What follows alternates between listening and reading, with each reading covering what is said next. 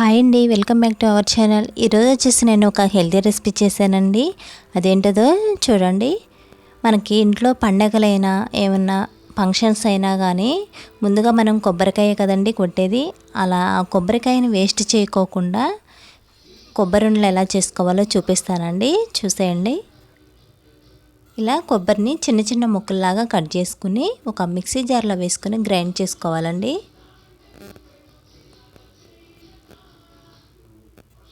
ఇలా కొబ్బరి ముక్కలు మొత్తాన్ని గ్రైండ్ చేసుకున్న తర్వాత ఇప్పుడు గ్యాస్ ఆన్ చేసి ప్యాన్ పెట్టుకుని ఒక స్పూన్ నెయ్యిని వేసుకోవాలండి. నెయ్యి వేడైన తర్వాత కొబ్బరి తురుమును కూడా వేసుకుని గ్యాస్ని మీడియం ఫ్లేమ్లో పెట్టుకుని కొబ్బరి వేయించుకోవాలి. నెయ్యి వేయటం వల్ల అడుగంటుకోకుండా ఉంటుందండి.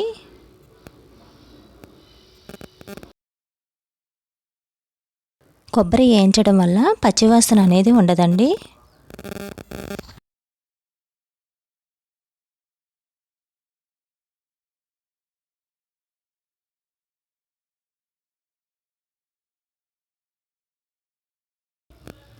ఇలా కొబ్బరి మొత్తాన్ని వేయించుకున్న తర్వాత గ్యాస్ ఆఫ్ చేసుకుని కొబ్బరిని సపరేట్ చేసుకోవాలండి.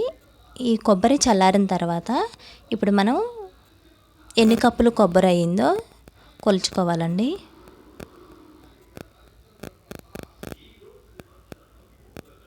ఈ కప్పుతోటి 2 కప్పులు కొబ్బరి అయ్యింది కాబట్టి అదే కప్పుతోటి బెల్లం కూడా 1.5 కప్పుల వరకు బెల్లాన్ని వేసుకోవాలండి.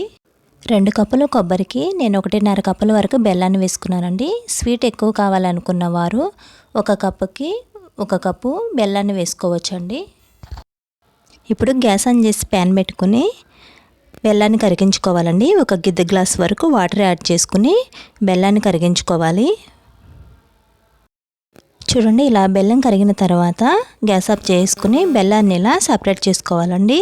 బెల్లాన్ని ఇలా కరిగించి సపరేట్ చేసుకోవడం వల్ల ఇసుక అనేది ఉండదండి. ఇప్పుడు పెనాంని కడుక్కుని మళ్ళీ గ్యాస్ ఆన్ చేసి ప్యాన్ పెట్టేసుకుని ఈ బెల్లం పాకాన్ని పోసేసుకుని బెల్లం పాకం వచ్చే వరకు ఉడికించుకోవాలండి.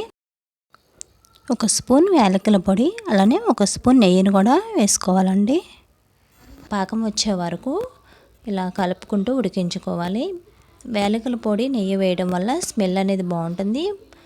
బెల్లం పాకం కూడా అడుగంటకుండా వస్తుందండి.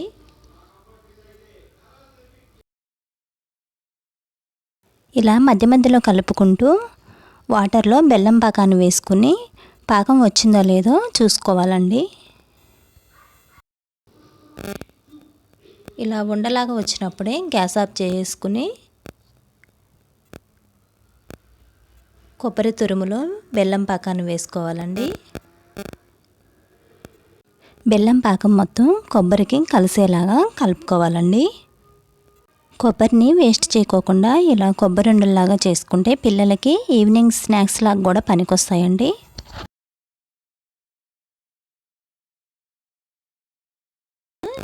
గోరువెచ్చగా ఉన్నప్పుడు చిన్న చిన్న ఉండల్లాగా చుట్టుకోవాలండి. నెయ్యి వేసుకోవడం వల్ల చేతికి అనేది అంటుకోకుండా చూడండి సాఫ్ట్గా ఎలా వస్తున్నాయో. కొబ్బరిని వేస్ట్ చేయకోకుండా ఇలా కొబ్బరి ఉండలు కనుక చేసుకున్నట్లయితే హెల్త్కి చాలా మంచిదండి. బ్లడ్ తక్కువ ఉన్న వారికి కూడా బ్లడ్ ఇంప్రూవ్ అయ్యిద్దండి.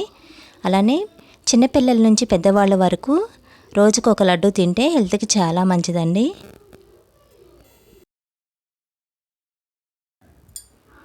చూడండి, సింపుల్గా అయిపోయేటువంటి కొబ్బరి ఉండలండి.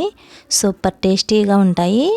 అలానే సింపుల్ ప్రాసెస్లో అయిపోతాయండి. మీరు కూడా ఒకసారి ఇలా ట్రై చేయండి. వీడియో కనుక నచ్చినట్లయితే ఒక చిన్న లైక్ చేయండి, షేర్ చేయండి, సబ్స్క్రైబ్ చేయండి ప్లీజ్.